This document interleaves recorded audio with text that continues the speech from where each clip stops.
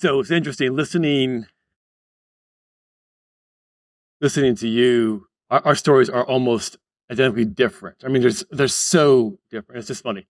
So I'm 33-ish years into my journey with Boys and Girls Clubs. Been in my current job 20 plus years there, and have been on a growth journey my entire time here. We started when I got to Columbia, South Carolina. By the way, if you Google Crescent Region and try to find out where it is, it does not exist. It's completely made up. It's a made up, I work for a made up organization by design, because as we grow, and we'll explain this in a second, I'm able to identify a at-need community and say it's in the Crescent Region. Because who's going to say different, right? Who's gonna argue with me? So 20 plus years ago, Columbia, South Carolina came in, 3 programs, 50-ish kids a day, 300 a year. We weren't making much of an impact. Today, we are at 125 locations. We've got 3 more pending in conversations with schools. So there's still some flux.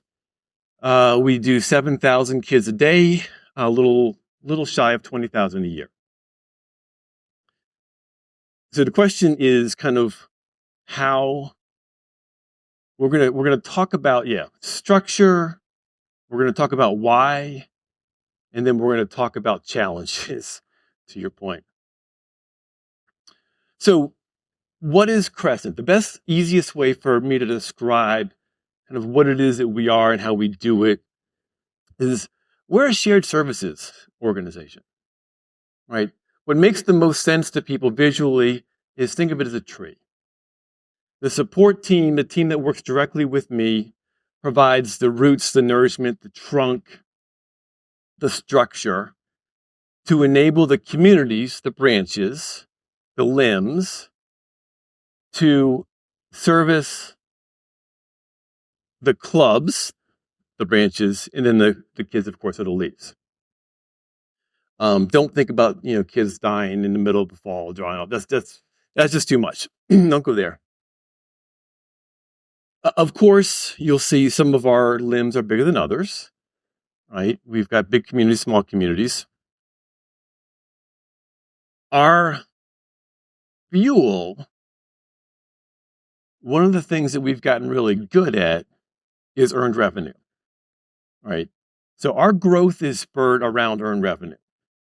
Not here to debate that. If you want to have a different conversation around that, we'll meet you at the bar, you'll buy drinks, we'll be good. But generally speaking, we run the aftercare programs for the schools. And we charge market rate to those that can afford it. And we slide scale for those that can't. Economically, how this works, those that have more help support those that have less. And it allows us to go to where the need is. No one's turned away, market rate, no one's turned away. And then the profits, quote unquote, stay in the community to help us do teen services, outreach programs, so on and so forth, right? So our growth is our revenue stream. Part of the how, the structure of this, is regional. We've regionalized how we do this. So in my world, we are across South Carolina. We're not the only program in South Carolina, but we are all over South Carolina. The way that we are able to do this is I've got 6 regions. Each region is fairly autonomous.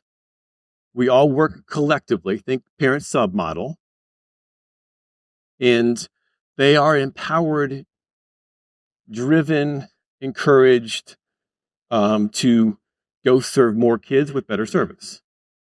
It's all about growth. You'll see Midlands, so collectively, 126-ish, I get up and take. You'll see we've got one really big community right now, and the others have the prospect of growing to be as big as the Midlands is.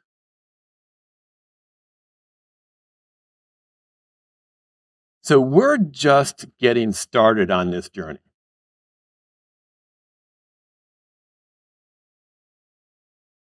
The need is great everywhere. The need is really great in South Carolina.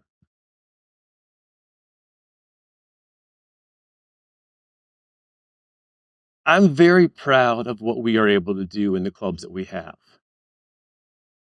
I'll show impact in just a second.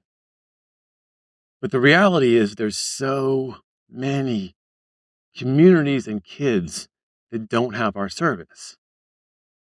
So a few years ago, I challenged my team to think about how can we get, not possible, is it possible? How can we get definitive to 500 clubs in 5 years? This is a stupid proposition. This is crazy. It makes zero sense. But when I did this, we were at 85 locations, and I knew that we had to do some things differently to sort of scale up. Challenging the team to grow by 10%, even by doubling, you're going to tinker with things. It's kind of working. Let's try something a little bit different. Maybe we tinker around the edges. To really be transformative, we had to blow it up. We had to really think through what is stopping us from getting to 500. And so I've got my team on a thought process of identifying the challenges that are stopping from doing this. And it's starting to work. So part of what we really have to focus on is the why. Why are we doing this? Lorraine, I'm going to share the biggest hurdle collectively as a movement that we're going to have trying to scale up is simply this. It's easier not to. It's just easier not to, right? So I have to challenge my team to think, why in the world are we trying to do this? Well, the first one is, I'm incredibly proud of what we're doing. We serve a lot of kids every single day in a lot of communities. We are just scratching the surface of the need. I mean, this is humbling. So, first of it. Second, the kids that are coming through our door are having amazing results. We are so proud, and this is funny, we run these numbers every single year and they almost never change. Our impact pool is consistent, and it doesn't matter if this is a high-end community, a low-income community, rural, suburban, but we're all over the map on this stuff. Our results are consistent. And so I think about if we can do this with the kids that we have, think about what we could do for the impact of the state with the kids that we don't have yet.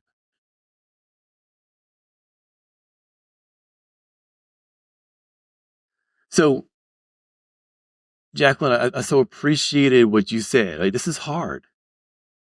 Conceptually, you can talk about it. To implement this is hard. And there's challenges, and you make mistakes. So I want to own up to some things that we're doing well and own up to some things that we really are still trying to work through and figure out. So first of all, turns out it's easier with money. Who knew, right? It's easier when you got money. So we're pretty solid financially right now. COVID was transformational on both sides. But one of the things it did do is it rained cash like I've never seen it rain cash before, and we took advantage of that. It allowed us to fill up our reserves in our coffers. So we're sitting pretty well financially. But one of the challenges that you experience, you talk about staffing. So we have upwards of like 900 staff right now. So to do our ratios, to do everything we do, we have about 900 staff. Turns out when you have an oops with 900 staff, that's a really big oops, right? Overstaffing by 15 minutes times 900 times every single day. Oh, wow. I can tell you because I know the feeling. We're running payroll this week. So we found ourselves overstaffing, overspending on staffing. We have to curb that. And we are deliberately right now focused on replacing long-term funding with that one-time funding. All right, that's our opportunity and our challenge. Operationally,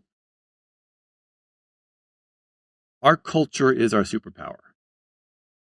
And I love the presentation this morning. It's the people. End of the day, it's the people that deliver the services. I'm relevant, don't get me wrong. But it's the people in the clubs delivering the services every day that make it go. I've got ideas. I need people to deliver them. So the culture is strong. And this is one of the things that we really work to cultivate. We are, by choice, opting into licensing in South Carolina. We actually spent a lot of time battling this until I finally just said, this makes more sense to actually be licensed than not. Have that conversation too, if you'd like. That's really hard, right? It's really hard to get licensed, and now we're working on getting all of our programs either licensed or license equivalent. Turns out it doesn't make sense to have everything licensed. So we're trying to, figuring some of that stuff out. Staffing remains our greatest challenge. The fact that you have a 92% retainment rate, for us, if I can get you to the first year, I got you. Our turnover rate past 1 year is like less than 10%. It's incredible. Our turnover rate within the first year, too high, way too high. So schools are opening this week. All schools are open this week. We're still hiring staff. We're still training staff, getting them the shirts, all of that kind of stuff. It's a little crazy. And right-sized staffing is crucial to this. The right number of staff with the right skill sets throughout the day, not just like working on the day, but not everyone can work all the full schedule. We can't afford that. I don't know how we do this. So right-sized staffing is crucial to our success. And then learning how to work together is key. Our challenges and opportunities, licensing. Crazy stupid to go what we're already doing. It's ridiculous to try to get them all licensed. But we're doing that in part because the way to have quality control across our network is to have somebody else come in and look at us. I love when national comes out. I love when the state comes out. It helps us keep everything consistent. Leadership is key. We talked about, I spent a lot of my time developing leaders. We're branching into new regions. But it's everyone staying in sync is crucial, right? Everyone's got opinions. Everyone's got strategies. We've got to stay in sync.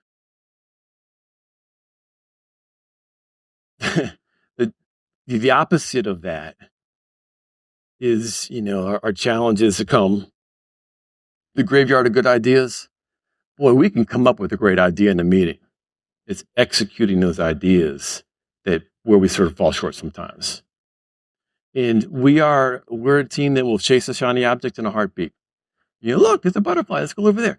No, we got to stay focused on what we're doing. This is kind of funny to say, but our growth has been ridiculous. Trying to stay in control of that while meeting the need, and then keeping everybody in sync, keeping the leadership in sync, keeping everyone with decision-making capabilities, but working for the greater good of one. It's leadership. It's working together, which makes it successful. With 6 seconds to go, nailed it. Anyway, that's our story.